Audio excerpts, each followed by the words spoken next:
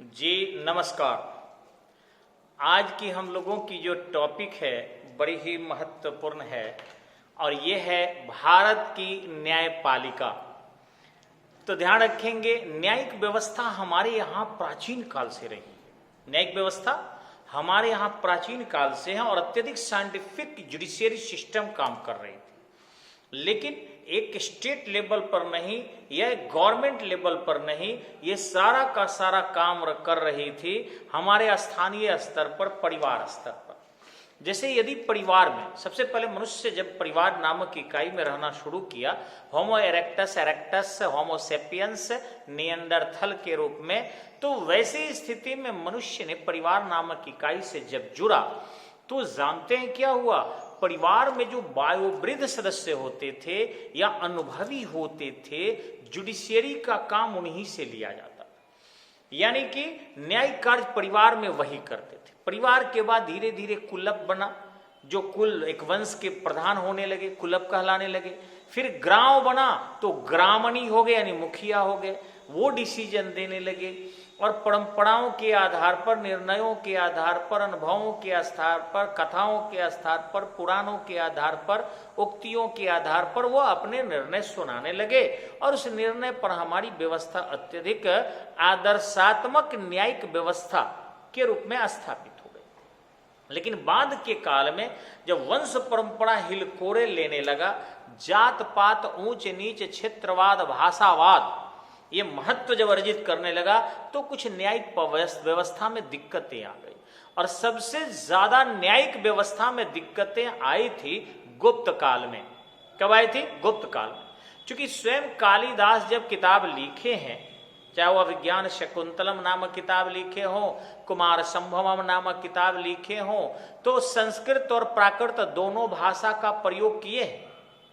अगर कोई तथा कथित उच्च जाति के लोग बोल रहे हैं, ब्राह्मण बोल रहे हैं, क्षत्रिय बोल रहे हैं, तो उनके लिए संस्कृत शब्द जो है निकल रहा है। और जब वही महिला का और शूद्र के वाणी निकल रहा है तो प्राकृत शब्द का प्रयोग निकल रहा है। जैसे मान लीजिए कि मैं आपसे पूछूं how are you, M K. Singh ने एक सवाल पूछा अपने किसी महिला सदस्य से कि हाउ आर यू, तो महिला ने जवाब दिया ठीक बानी, बढ़िया से रहतानी। समझ रहे हैं ना?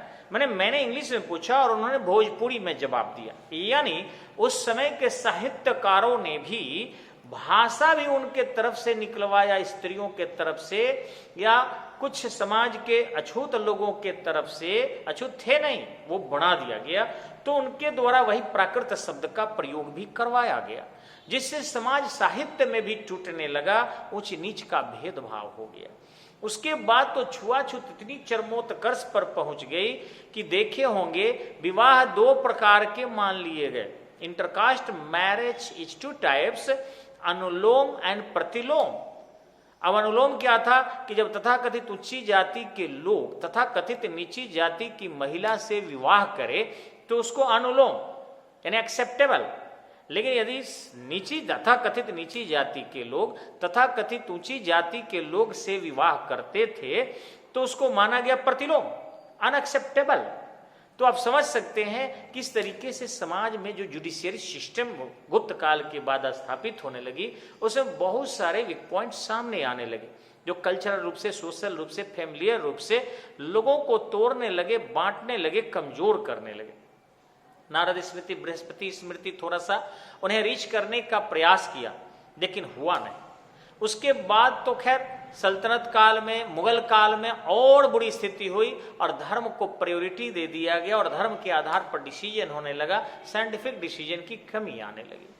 अंग्रेजों ने 1773 के रेगुलेटिंग एक्ट में जुडिशियरी को मॉडर्नाइज जुडिशियरी सिस्टम के अंतर्गत इंडिया में इंप्लीमेंट करने का प्रयास किया और 1774 में कोलकाता में एक वनली नेम्ड के लिए सुप्रीम कोर्ट की स्थापना की गई। यानी केवल नाम के लिए था, वो आपके रियल में पूरे भारत भर का सर्वोच्च न्यायालय नहीं था। लेकिन जब हम आजादी की ओर बढ़े और 1935 में अंग्रेजों ने भारत के संविधान को बनाया, अंग्रेज 1935 में भारत के संविधान को बनाए थे और हम लोग बनाए आपको 26 नवंबर 1949 को और 26 जनवरी 1950 को लागू कर दिए। तो जब उन्होंने 1935 का कॉन्स्टिट्यूशन बनाया, उस समय में वो लोग संघीय न्यायालय के रूप में एक सर्वोच्च न्यायालय की नींव डाला था। लेकिन ध्यान रखेंगे, हमारे संविधान के अनुसार जो सर्वोच्च न्यायालय बना उसकी स्थापना की तिथि है 28 फरवरी 1950। 28 फरवरी 1950। तो 28 फरवरी 1950 को सर्वोच्च न्यायालय की नींव डाल दिया गया। और सर्वोच्च न्यायालय की जब नींव पड़ गया तो उस समय जजों की संख्या भारतीय संविधान के अनुच्छेद 124 के अंतर्गत 7 रखी गई, क्योंकि भारतीय संविधान के धारा 124 में है कि भारत के लिए एकल नागरिकता की व्यवस्था होगी और वो एकल नागरिकता के प्रमुख के रूप में यानी संघीय न्यायालय के रूप में एक सर्वोच्च न्यायालय होगा, जिसका मुख्यालय दिल्ली होगा और chief justice of India and president of India के माध्यम से आवश्यक हो तो इसके मुख्यालय में समयानुसार बदलाव किया जा सकता है। ये ऑलरेडी उसमें 124 अनुच्छेद में रखा गया। हम लोग उसको ऐसे पढ़ाते 1-2 का 4 सर्वोच्च न्यायालय और 2-1 का 4 हाई कोर्ट। 1-2 का 4 2-1 का 4 1-2 का 4 2-1 का 4 1-2 का 4 सर्वोच्च न्यायालय 2-1 का 4 उच्च न्यायालय और 2-3 डिस्ट्रिक्ट जज यानी जुडिशियरी यानी डिस्ट्रिक्ट जज जो होता है या district level court district court, ये 233 अनुच्छेद के अंतर्गत आता है। तो ये सब ध्यान रख लेंगे आप लोग, याद हो जाएगा धीरे धीरे मेरे साथ रहेंगे तो ये आश्चर्य करेंगे इनको कैसे याद है। तो जो संघीय न्यायालय बना वो आपको मान्यता दिया गया 28 फरवरी 1950 को, और उसमें लिखा है कि सर्वोच्च न्यायालय में 7 से अनधिक जस्टिस होंगे, यानी 7 से अधिक नहीं होंगे। लेकिन संशोधन करके इसको और बढ़ाकर 25 किया गया, फिर आपके 2008 में बढ़ाकर 31 किया गया और वर्तमान में 35 है। ध्यान रखेंगे 7 जो न्यायाधीश थे जिसमें 6 न्यायाधीश और 1 चीफ जस्टिस, ठीक इसी ढंग से 25 हुए तो उसमें भी 24 न्यायाधीश और 1 चीफ जस्टिस, 31 हुए तो 30 जस्टिस और 1 चीफ जस्टिस, और अभी 35 है तो 1 चीफ जस्टिस और 34 जस्टिस है, तो वर्तमान में है। लेकिन आपको इससे भी संख्या अधिक बढ़ाने की आवश्यकता है, क्योंकि मनुष्य की आबादी बढ़ रही है, साइंस एंड टेक्नोलॉजी बढ़ रहा है, अपराध के टेक्नोलॉजी परिवर्तित हो रहे हैं और हमें जुडिशियरी पर एक बहुत बड़ा बोझ बने हुए हैं, माने केस की काफी बड़ी बोझ है। अतः और अधिक जजों की नियुक्ति की आवश्यकता है और अधिक कोर्ट की आवश्यकता है, और हम तो कहेंगे सुप्रीम कोर्ट भी और बनाने की आवश्यकता है, जिसमें सुप्रीम कोर्ट के रूप में ये रहेगा और अन्य लोअर सुप्रीम कोर्ट में अलग अलग बांट दिया जाता, एक दीवानी देखता, एक फौजदारी देखता, एक बहुत सारे अलग अलग सेक्टर बांट दिए जाते और उनके डिसीजन को अंतिम मूल्यांकन फाइनल पहुंचे हुए केवल संघीय न्यायालय करता। तो निश्चित ही जस्टिस जब होता तो जल्दी जल्दी होता, तो वैसी स्थिति में समस्याओं के समाधान जल्दी जल्दी होते और अपराधों पर लगाम लगता, या जो अच्छे लोग फंसे हैं उन भी बच पाते और कानून एक मजबूत स्वरूप धारण करता। इसके हम भी सिफारिश करने वाले। ध्यान रखिएगा कि चीफ जस्टिस ऑफ इंडिया कौन बनता है, तो इसमें है कि जो या तो न्यूनतम एज इनका नहीं है, किसी भी जज के पद के लिए ध्यान रखिएगा, चाहे वो सर्वोच्च न्यायालय हो या उच्च न्यायालय हो, न्यूनतम आयु का निर्धारण नहीं किया गया है। हाँ, जुडिशियरी के परीक्षा में है लेकिन बाकी में आपको नहीं है। हाँ, अधिकतम आयु सब में है कितने दिन तक रहेंगे, लेकिन न्यूनतम आयु में सर्वोच्च न्यायालय उच्च न्यायालय में कोई सीमांकन नहीं। हाँ, उनकी योग्यता है, योग्यता में है कि वे सिंपल वाला में है कि राष्ट्रपति की दृष्टि में विधि विशेषज्ञ हो, लेकिन बाकी में है कि वे कम से कम सर्वोच्च न्यायालय में 5 साल न्यायाधीश रहे हो तो चीफ जस्टिस ऑफ इंडिया हो सकते हैं, या उच्च न्यायालय में 5 साल न्यायाधीश रहे हो अथवा वे अधिवक्ता रहे हो। ऐसी स्थिति में उन्हें सर्वोच्च न्यायालय का मुख्य न्यायाधीश बनाया जा सकता है। लेकिन बात ये नहीं है, रियल बात है कि जो उन 34 न्यायाधीशों में से जो वरीय न्यायाधीश होते हैं उनको ही बनाया जाता है, और इस पर जो चीफ जस्टिस ऑफ इंडिया निवर्तमान होने जा रहे होते हैं उनका भी सलाह और मशविरा लिया जाता है। हाँ, ये जरूर है कि इसके लिए एक पूरी पैनल बनी हुई है, लेकिन शपथ दिलाने का काम राष्ट्रपति करता है। राष्ट्रपति नहीं रहेगा तो उसके स्थान पर यदि कोई अन्य व्यक्ति रहा तो शायद वो व्यक्ति शपथ दिला सकता है, वो विशेष परिस्थिति में। अब ध्यान देंगे कि राष्ट्रपति भवन वर्तमान में दिल्ली में हाईटी ब्रिज के पास, उसी के बगल में आपका उच्च न्यायालय भी है। और ये राष्ट्रपति भवन का निर्माण भी अंग्रेज ही किए थे, आज नहीं बना, ये बहुत पहले से बना हुआ। अब रहा बात कि सर्वोच्च न्यायालय के जो वेतन मिलते हैं चीफ जस्टिस के या सभी अधिकारियों के, वो केंद्रीय संचित निधि से मिलता है। इसमें किसी प्रकार की कटौती बिना उनकी इच्छा की नहीं होगी या बिना संविधान संशोधन की नहीं होगी। अभी जो है कोरोना में उनके वेतन में कोई कटौती नहीं हुई है। हाँ, अब बैठक शुरू हो रहा होगा, आज या कल में चलने वाला था या मंडे से चलेगा। हो सकता है न्यायपालिका हमेशा अच्छी रही है और इस तरीके से भारत में एक उदाहरण प्रस्तुत की है, तो उस न्यायपालिका के द्वारा ये घोषणा हो कि हम लोग भी 10% अपने वेतन नहीं लेंगे या 30% अपने वेतन में कटौती करेंगे। ध्यान दीजिए कि चीफ जस्टिस ऑफ इंडिया किसी भी शर्त पर 65 वर्ष से अधिक दिन तक नहीं रहेगा, लेकिन इसके लिए 6 साल निर्धारण नहीं है।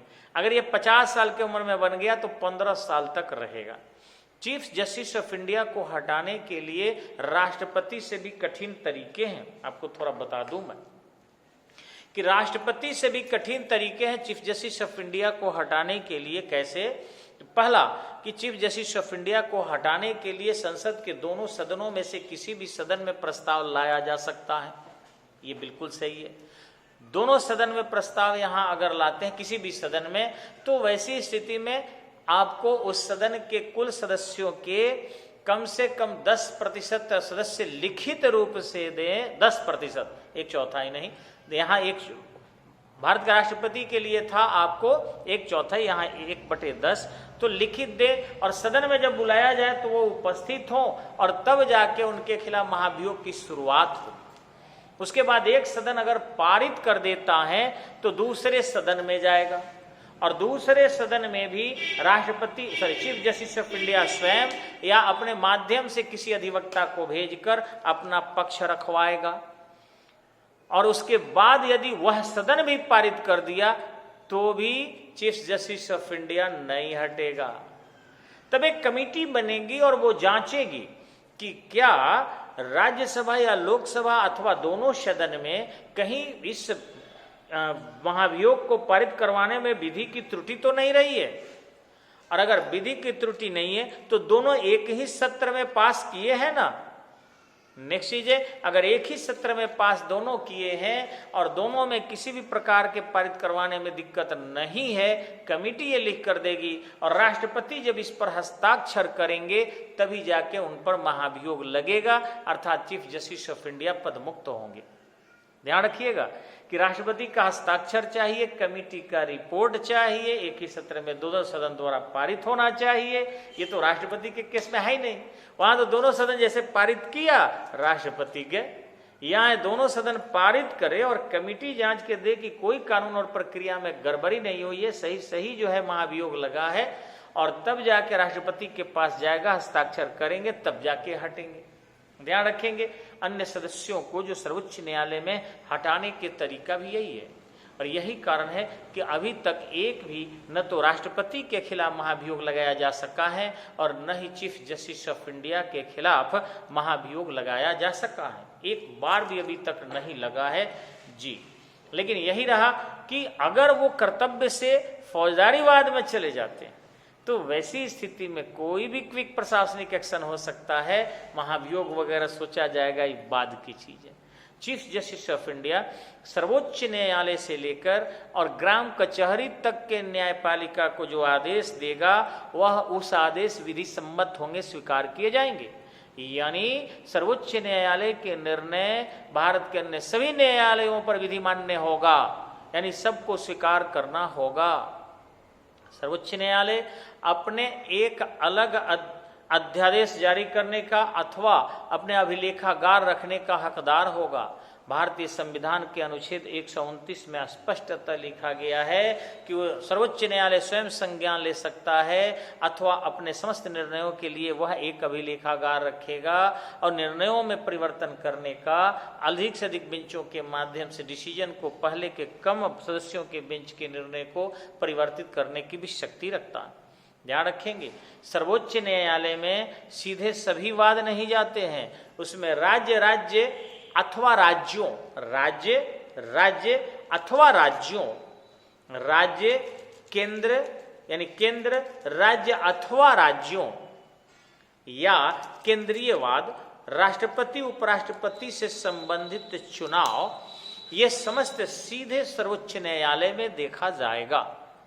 अन्य किसी राज्य की विधायिका से संबंधित वाद है या फिर वहां राष्ट्रपति शासन से संबंधित बात है तो वैसी स्थिति में सीधे सर्वोच्च न्यायालय में ही वाद जाएगा और सर्वोच्च न्यायालय जो निर्णय देगा वो सभी लोगों के लिए विधि मान्य होगा। ध्यान रखेंगे, अनुच्छेद 143 में है कि राष्ट्रपति सर्वोच्च न्यायालय से परामर्श ले सकता है। अब यदि राष्ट्रपति सर्वोच्च न्यायालय से परामर्श अनुच्छेद 143 के अंतर्गत मांगता है तो सर्वोच्च न्यायालय को इच्छा होगी तो परामर्श देगा। परामर्श देने के लिए सर्वोच्च न्यायालय बाध्य नहीं है और यही कारण है कि राम जन्मभूमि बाबरी मस्जिद पर मांगा गया था रिपोर्ट। सर्वोच्च न्यायालय ने स्पष्टतः कहा कि यदि हम इसे देते हैं कि वहां राम जन्मभूमि था या बाबरी मस्जिद था तो क्या सरकार उस रिपोर्ट को स्वीकार करेगी, और यदि नहीं करती है तो वैसी स्थिति में क्यों न्यायपालिका को बेवजह निर्णय देकर और समाज में जो है उनके महत्ता को कम करने का प्रयास किया जा रहा है। इसलिए हे महामहिम, हमें माफ किया जाए, ऐसे प्रश्न के उत्तर देने के लिए हम बाध्य नहीं हैं और निर्णय नहीं दे सकते। हाँ, राष्ट्रपति भवन यदि हमें आश्वस्त कर देता है कि हमारे दिए गए निर्णय को वो लागू करवाएंगे तो वैसी स्थिति में हम निर्णय दे सकते हैं। इस राष्ट्रपति आवास ने स्पष्टतः इनकार किया कि आप सलाह देने के हकदार हैं, आदेश देने के नहीं। हम लागू करना न करना मेरा काम है। और उन्होंने भी कहा ठीक है, तो हमें भी आपको राय देना न देना मेरा काम है, हम उस मुद्दे पर भी राय देने में सक्षम नहीं है। और इस प्रकार अभी तक वो राय पेंडिंग है। निर्णय भी आ गया सर्वोच्च न्यायालय के वाद के माध्यम से, आप जान ही रहे होंगे। ध्यान रखेंगे कि सर्वोच्च न्यायालय भारत के अन्य 24 उच्च न्यायालय को दिशा निर्देश देता है और अन्य न्यायाधीशों की नियुक्ति से लेकर हर प्रकार के विषय वस्तु का वर्णन स्पष्टतः संविधान के अनुच्छेद 124 से लेकर और 147 तक सर्वोच्च न्यायालय के बारे में दिया गया है। तो आते हम लोग फिर दूसरे वीडियो में न्यायपालिका को ग्राम कचहरी से लेकर और फिर आपके सीधे सर्वोच्च न्यायालय तक अगला वीडियो देखना न भूलें। और YouTube अगर देख रहे हैं तो सब्सक्राइब कीजिए। 200 से अधिक पहुंच गया है, अगर 1000 से अधिक पहुंच गया तो लाइव वीडियो चलेगा, फ्री में करेंगे आप। अन्यथा आप ऐप से जुड़िए, study point for IAS PCS app है इसका, उसमें मेरा यही दाढ़ी वाला फोटो लगल है। पेमेंट करने में थोड़ी अगर मोड में दिक्कत हो तो मेरे 9852168521 ऐप नंबर पर आप ऐप्स व्हाट्सएप चलता है, आप हमें कुछ लिखकर भेजिए, जो भी समस्या है हम आपका समाधान करेंगे, ऐप से पढ़ सकते हैं। बाकी चीज़ें अन्य राय लेनी है तो आप फ़ोन कीजिए, आपको राय ज़रूर दिया जाएगा। धन्यवाद, नमस्कार। अगले वीडियो के इंतजार में आप सभी, ताकि न्यायपालिका का विशद वर्णन मिले। आते हैं फिर अगले वीडियो के लिए।